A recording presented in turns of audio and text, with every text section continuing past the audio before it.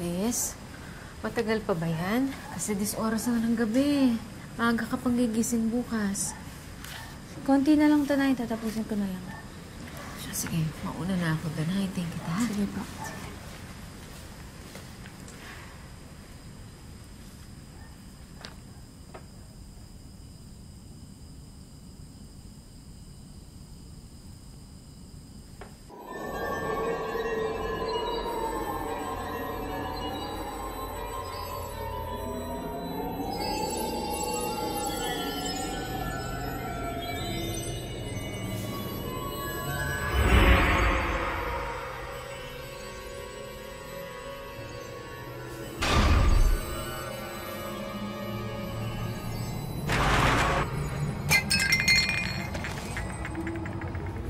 Nay!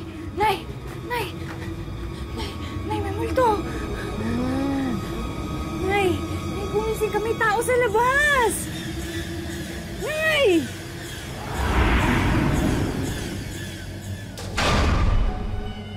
Sumama ka sa akin.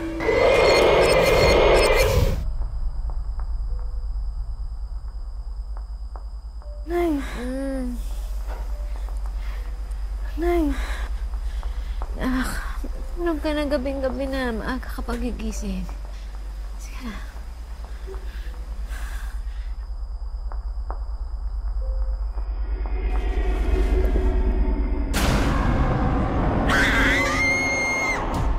May mga bagay na sadyang mahirap ipaliwanag at paniwalaan. Ngunit para sa mga dumaraan sa ganitong pagsubok, ito'y isang kalbaryong mahirap labanan at makalimutan. Tampok po ngayong hapon ang kwento ng isang dalagang hindi lang kahirapan ang pilit niyang nilalabanan. Dahil may isa umanong misteryong elementong lubos na nagpapabigat daw sa kanilang buhay. Magatang hapon po mga kapuso, ito po ang wish ko lang. Makakain na kayo. Teka, Chris! Chris, tanghali na! Kain na!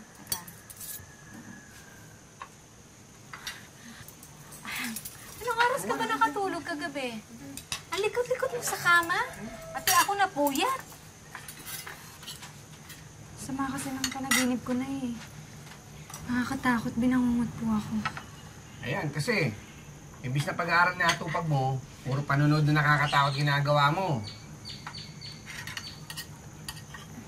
Pero Nay, para kasing totoo talaga eh. Ay, Diyos ko, anak. Tumigil ka nga. Hindi ka na bata. Alam mo, ang katakutan mo, tao, hirap, tagutom. Hindi yung multo-multo na yan. Nay, ang pasok ko pala. Bakit sa akin mo hinahanap? Diyos ko naman, anak, sa dinami-dami na ginagawa ko dito sa bahay, pati ba naman yun, hahanapin mo sa akin? Hindi ko alam. Nasaan? At ikaw naman, senyorito, baka naman gusto mong bilis-bilisan mo na dahil tanghali na, mamamasada ka pa. Ito na nga, sus! Halos hindi ko naman mga ginagahin ko eh. Pati nga sa maling mamamain ko, hindi na ako makatulog.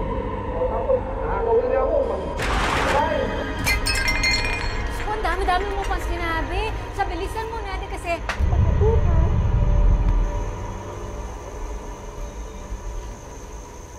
Halika na, uwi na tayo. Di na kita mahatid ah.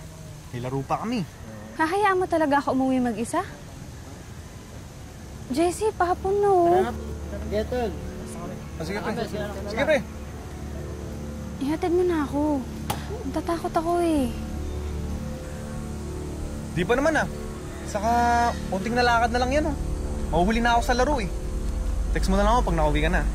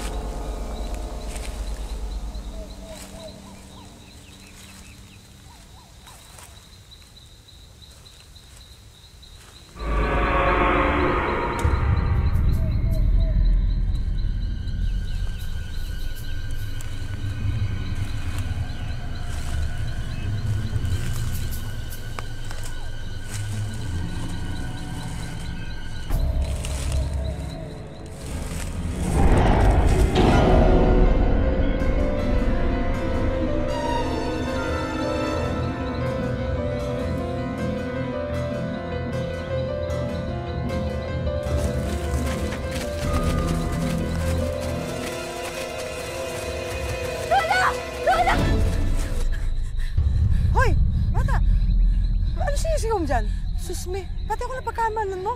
Hindi ako multo. Akala ko kasi, kanina pa kita pinagmamasdan. May nakita kong lalaking sumusunod sa'yo. Bakit kasi, gumagabi na, naglalakad ka pa. Halika na, samahan na kita pa uwi.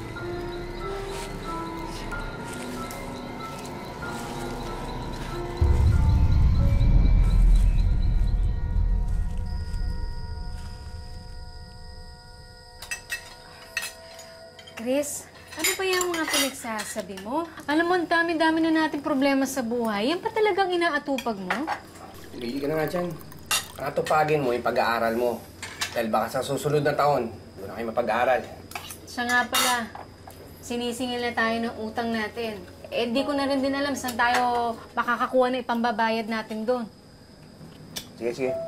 Susubukan mo hanap ng pang pagkakakitaan. Eh, bukas nga pala, ha? Kailangan natin dalawin ng nanay dahil may sakit daw. Chris, kayo munang bahala dito, ha? Total, Sabado naman bukas, eh. Buong araw kaming mawawala. Sige po. Yan, magpolvo ka para pagdating niya na nanay, presko ka. Yan. Ganda ng kapatid ko.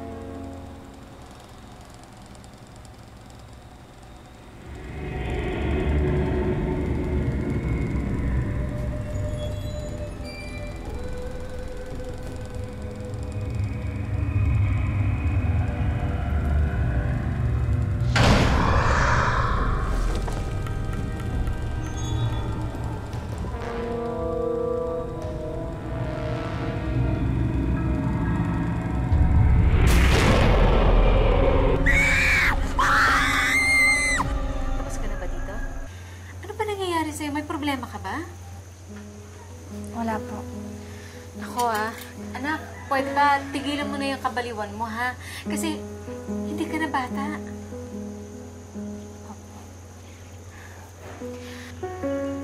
Diyos ko naman, ano ba naman to? Ang dami-dami ko nang iniintindi dito sa loob ng bahay. Pati ikaw sumasabay. Sige po. Alis na po ako.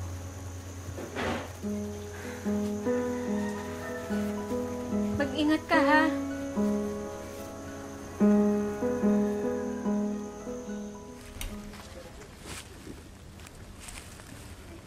Uy, kausapin mo na ako. May nagawa ba ako? Wala. Babe, kanina pa ako nagtatanong. Ano pa bang gusto mo? Ipaliwanag mo sa akin. Malay mo, matulungan kita. Hindi yung ganitong papakiramdaman lang tayo. Paano kung ipapaliwanag sa'yo kung pati ako hindi ko naiintindihan? Kasi yung totoo, natatakot ako. Natatakot ako sa mga posible pang pwedeng mangyari. Ang kailangan ko lang sa'yo ngayon, intindihin mo ko. Unawain mo na lang yung sitwasyon ko. Anong pag-iintindi pa bang gusto mo? Ano? Lubayan na kita? Hayaan mag-isa? Siguro kaya ka nagkakaganyan kasi may bago ka naman liligo, no? Siguro kaya ka nagkakaganyan kasi gusto mo na akong palitan. Hindi sa ganun. Ang gusto ko lang... Ang gusto mo lang, mapag-isa. Sige, naiintindihan ko na. Bibigyan na kita ng pagkakataon para mas makilala mo po yung bagong manliligaw mo. Jesse!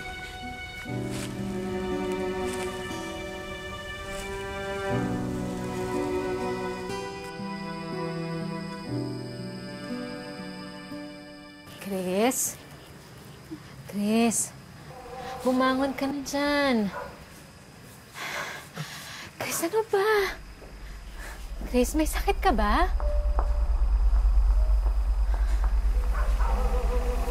Wala po na.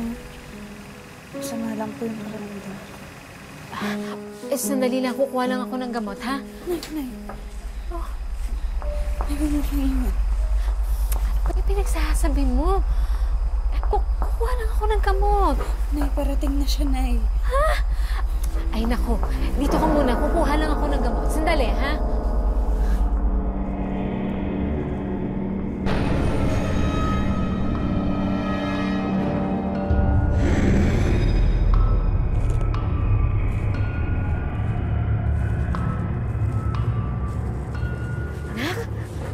Nak, ano nangyayari sa'yo? Don! Don, ano ba? Alik ka nga dito! Yung anak mo, hindi ninilirin na, oh!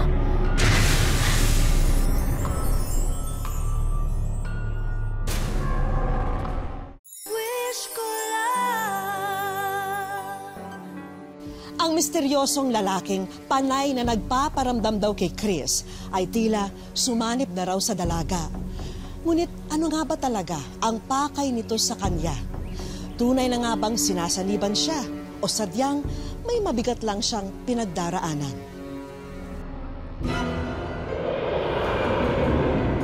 Don, ano ba? Nasaan ka? Don! Don!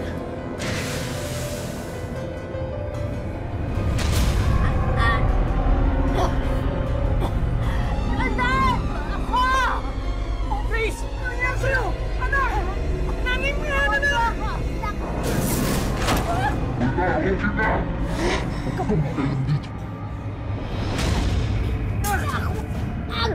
Wag!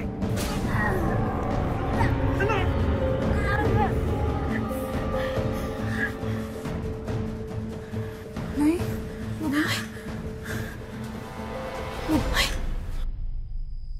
Ano ba itong nangyayari sa atin, Don? Hindi na nga natin matawid yung pang-araw-araw natin. Ito na naman, may dumating na isang kalbaryo. Ano bang kasalanan natin? May ginawa ba tayo masama? Ang hindi ko maintindihan, bakit ganun na lang ang lakas niya? Para siyang sinapian ng demonyo. Don, hindi kaya sinapian ng anak natin? Kaya mo, bukas na bukas din, maghahanap ako ng makakatulong sa atin.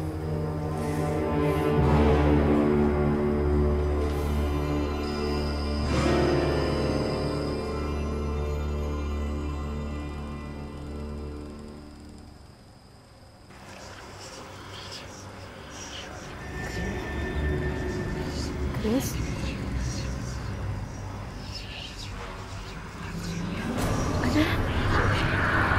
Ano ginagawa mo dyan?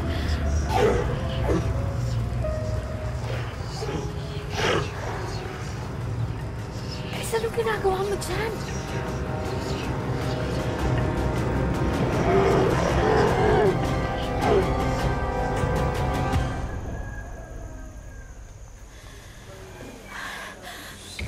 Don, kasama mo na siya? Nandito na si Nestor. Yung dealer na pinakilala sa akin ng kaibigan ko. Nasaan po ang anak ninyo? Nandito pa. Halika. Pasok.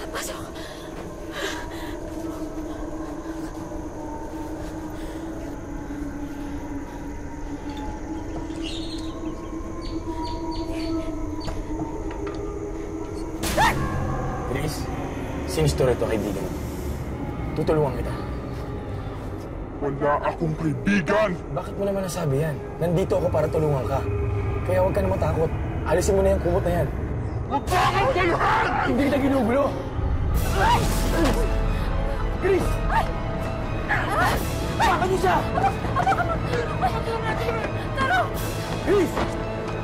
Kaibigan ako! Andito ako para tulungan ka! Wala akong kaibigan! Hindi kita kaibigan! Hindi ko tutulungan! Hawakan niyo! Hawakan mo mabuti! Chris! Hawakan mo mabuti! Chris! Hawakan mo mabuti! Tutulungan kita! Kaibigan! Kaibigan mo ako! Higa, higa, higa.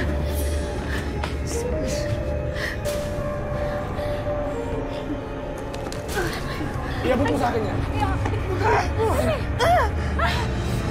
Ikaw, masamang elemento. Hindi ka nararapat dito sa lupa. Umalis ka sa katawan ni Chris! Chris! Lumaba ka! Hawakan mo mabuti! Siya kaya ka makawala! Nay! Tulungan niyo ako, Nay! Huwag ka maniwala! Okay ka lang! Tulungan mo ako! Okay ka lang! Tulungan mo ako! Chris! Lumaba ka! Nay! Tulungan mo! Okay ka lang! Nay! Chris, lumaba ka! Umalis ka, masamang elemento! Pag hindi ka umalis, papahiyapan ka na lalo! Ayan! Ayan pa!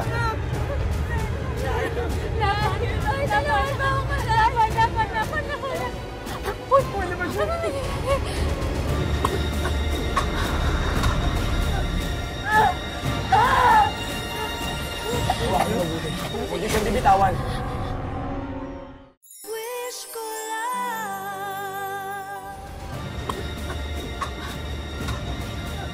Huwag mo mabuti. Huwag niyo siyang bibitawan. Chris! Lumabang! Ay! Chris, lumabang ka! Ihiga niyo siya!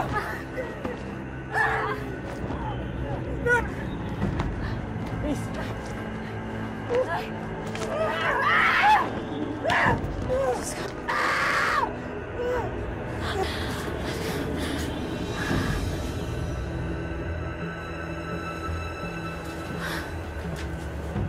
Chris, alisin na natin ito! Bobo talaga ako makita.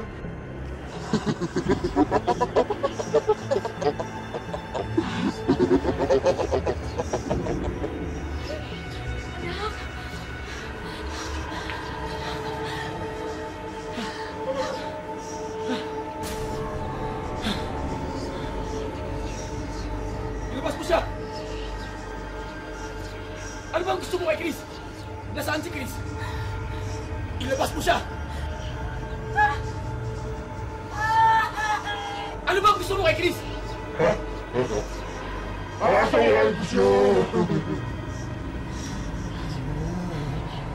Chris? Chris! Asan si Chris? Ah! Tulungan niyo ako! Chris, lumabang ka! Kaya huwag mo lang nagambalain pa si Chris! Kung hindi, mas lalo pa kita mahihirapan! Lumayan mo na si Chris!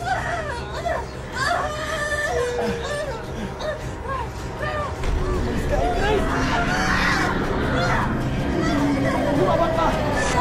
Lumayan mo si Chris! Chris, tulungan mo siya. Sige na. Itayin niyo po, hawakan niyo. Salamat sa Diyos. Nakabalik na si Chris.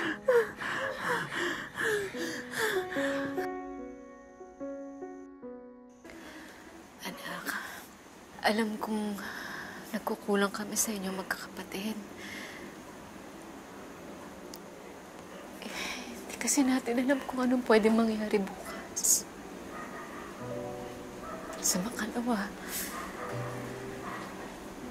ang importante magkaroon lang tayo ng tiwala. Anak, magtiwala ka sa amin ng tatay mo.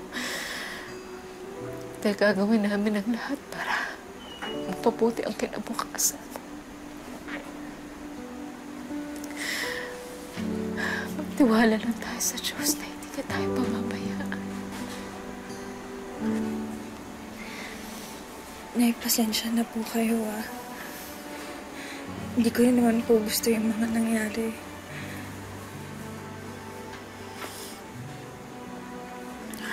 Anak,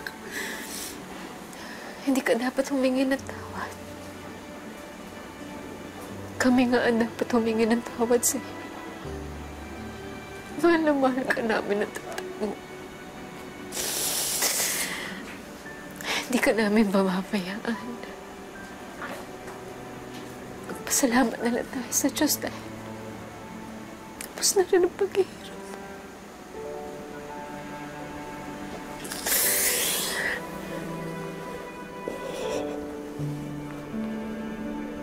Sa tulong ng isang paranormal healer, tuluyan na raw nilisan ng masamang elemento si Chris. Ngunit ang kalbaryong kanyang dinadala, tunay nga kayang nawala?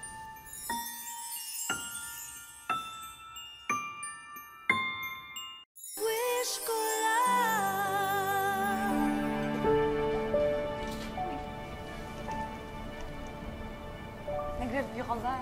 Hindi nga eh. Ikaw ba? Sigurado ko ha, mamaya magtatanong-tanong ka na naman sa akin. Hindi, kaya ko yan. Ako pa. Hihirapan tayo tumakas. Hindi mahirap yan. Basta nag-review ka. Ikaw, nagawa mo na ba yung assignment mo? Oo. Tapos na tayo niyan. Magtiwala ka lang. Uy! Tapos na yung klase ng elementary ah. Bakit nandito ka pa? Chris, okay ka lang?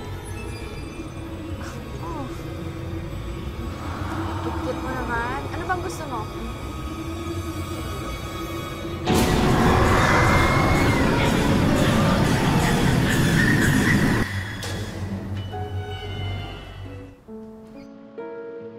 Personal naming binisita sa kanilang tahanan si Chris. Hindi niya tunay na pangalan. Paglalahad ng dalaga, hindi raw naging madali ang kanyang pinagdaanan mula nang ilang beses di umano siyang masapian. Nung pagkatapos po nangyayari sa akin yun, parang bumukas na nga po yung third eye ko. Nakikita ko na po yung mga hindi nakikita ng iba. There are many reasons kung paano nabubukas yung tinatawag nating third eye. Third eye ang sabi nila, pero it's generally called the sixth sense. Nag-o-open yung kanyang chakra, nagko-connect siya sa ibang dimensions. Minsan nakakatakot din po. Kasi bigla mo na lang po silang makakasalubong. Minsan po tatakotin ka nila, gugulatin. Natatakot po, kaya lang hindi ko po alam. Kaya kung minsan po may time na nagtatanong ako, paano pa po ba kami mabubuhay ng normal, gaya ng dati? Sa ngayon, pinipilit ni Chris na gawin muling normal ang kanyang pamumuhay at tanggapin ang kanyang naging kapalaran. Isang payo rin ang kanyang iniwan para sa mga taong nasa kagaya niyang sitwasyon.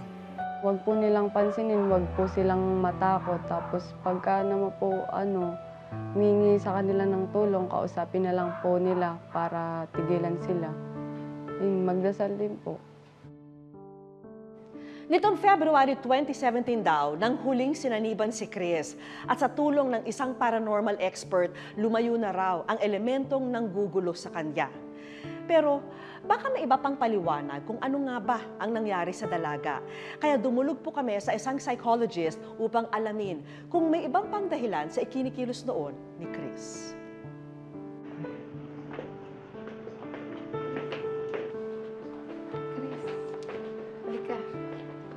Ipinakilala namin si Chris kay Doc Camille Garcia na isang psychologist. Kamusta na? Okay na.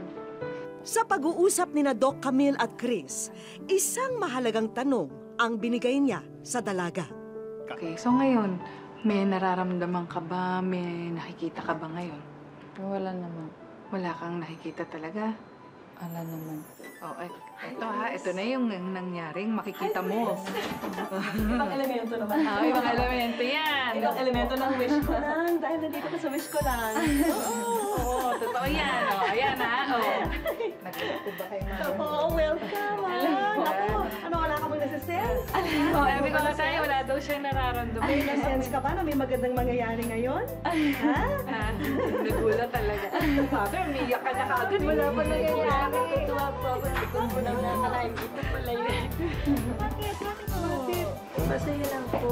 Hindi ko po akalain na akala po interview lang ng simplihan.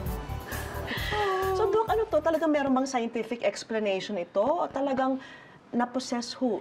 Si Chris? Okay. One, masyadong bata si Chris para sabihin natin na mga delusions ito or talagang hallucinations. Yung possibility na ito ay isang psychological episode, pwede. Pero para sabihin natin na meron siyang yung malaking pinagdadaanang problema para magtungo sa isang mental illness, hindi pa. Ano nararamdaman mo ngayon?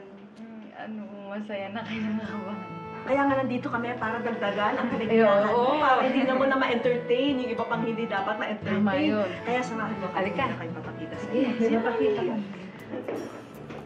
Excited na ba? Anan! Para sa'yo to, ha? Dagdag mo kayo para sa'yo. Yan. Ayan, iuwi mo na lahat yan, ha? Ha? Nanay, dagdag kabuhayan para po sa inyo. Sana magustuhan nyo. Ito po, mobile card po ito. Sana makatulong po sa inyo ito. Hindi pa riyan natatapos. Meron din tayong galing po sa para sa inyo. Excited ka pang gamitin yan? Opo. Ha? Masaya po. Hindi ko na po akalain ganito pa. Thank you po. Hindi na po mahirapan ka dyan, Nani, na magpaaral sa akin. At syempre, may doktor pa tayo, ha? Na nagagabayan tayo. Talagang sabihin natin kasi may possibility na pag nagkaroon ka ng konting problema sa eskwela, ganyan, kuminsan may bumabalik na ganyan. Don't hesitate, tutulungan ka namin. Kung may mga bagay raw sa ating buhay na hindi natin lubos maintindihan, ang tanging panabla raw rito ay ang tiwala sa ating sarili at mga mahal sa buhay. Mahalaga rin na tibayan ang ating pananampalataya upang tayo'y patuloy na gabayan. Magandang hapon po mga kapuso. Ako po si Vicky Morales at ito ang Wish Ko Lang. Huwag kang susuko. Kaya mo itong abutin. Ang first lesson sa pagtuturo, dapat iparamdam mo sa kanila, sa puso nila, na ang hangarin mo talaga ay mapabuti ang buhay nila. Kamaingay. Butch, sandali, saan mo ako dadalhin? Akala ko ba? Saan kamaingay? Narinig mo pala plano namin. Bigay mo sa akin si Ma'am. Akin na!